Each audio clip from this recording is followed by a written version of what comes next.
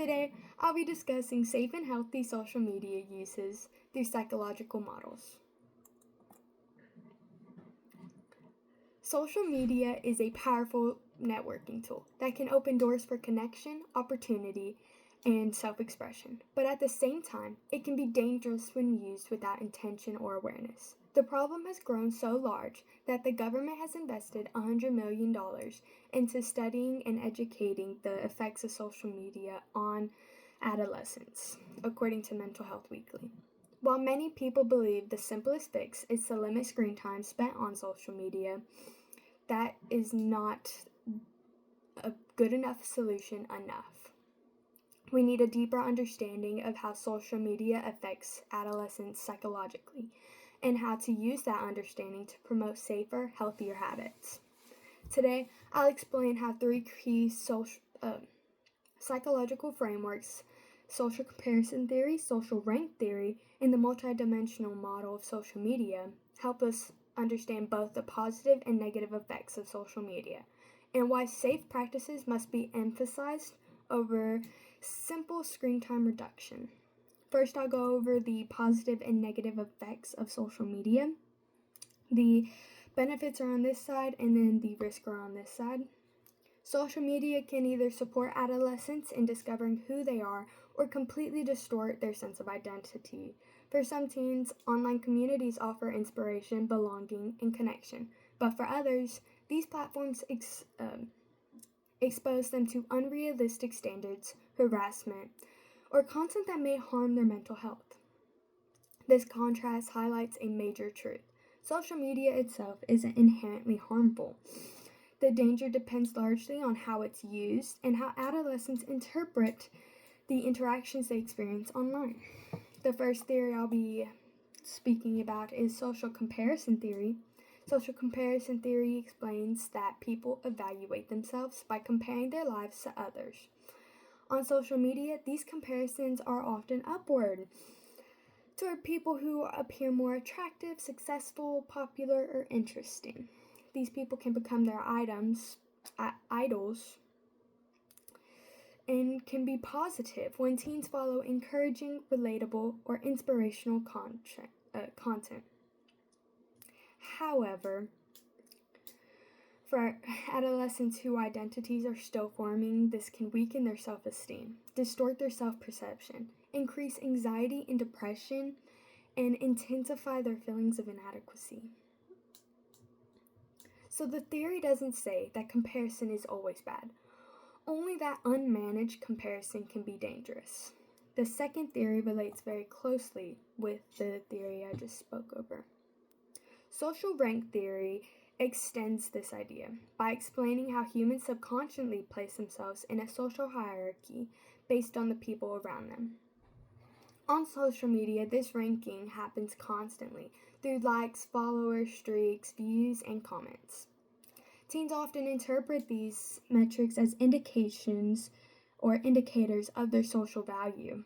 This can result in obsession with likes and validation, fear of missing out, otherwise known as FOMO, pressure to present a perfect image of themselves, even if it doesn't really mean who they are, and it can create competitiveness or insecurities. Understanding social rank theory helps explain why adolescents may feel emotionally tied to their online identity and create an addiction with social media, and why small online interactions can lead to big emotional impacts. My last model is the multidimensional model of social media created by Yang, Holden, and Ariati. This model provides a framework for evaluating safe social media behavior by breaking down the usage into three key components. Intention. Why are you using this platform over this one? Communication partners. Who am I interacting with? Do I know this person or are they just a complete stranger? Activities. What exactly am I doing online? Do I need to be doing this? When adolescents learn to think through these three dimensions, they begin using social media more intentionally. They start recognizing unhealthy patterns, limiting risky interactions, and choosing activities that promote positivity rather than harm. This model teaches that healthy social media use isn't about time limits. It's about mindful choices.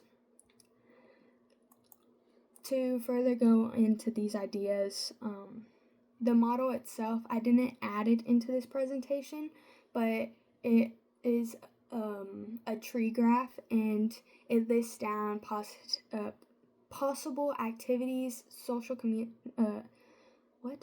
communication partners, and then intentions, and then if it's positive or negative impacts.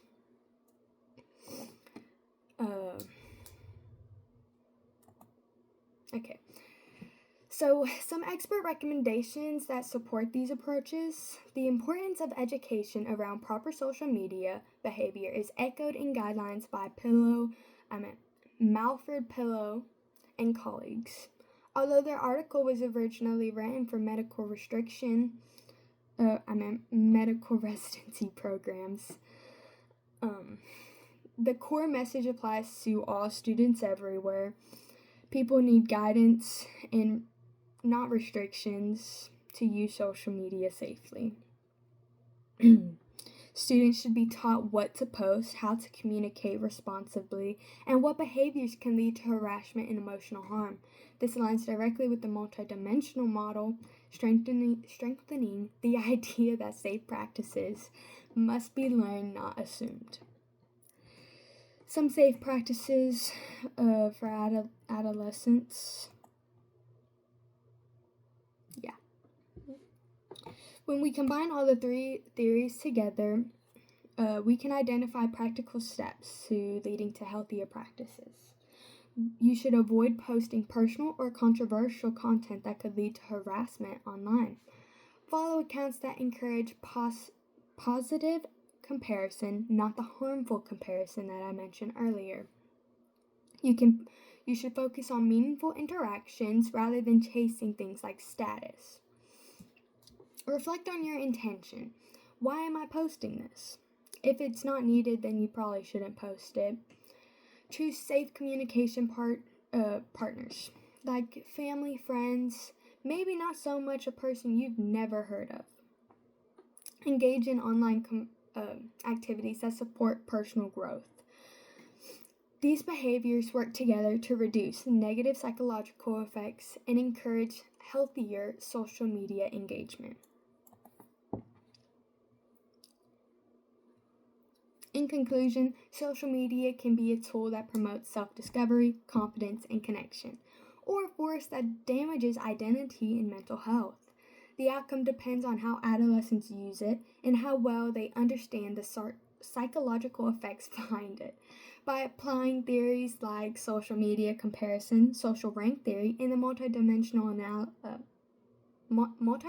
model of social media, we gain insight into both the risk and the solutions. We learned that the answer isn't simply to limit time usage, it's to educate, guide, and empower students to make intentional, informed decisions online. With the right practices, social media can support mental health well-being instead of harming it. This is my works cited page. These are all the sources I used to create this presentation. Thank you for your time.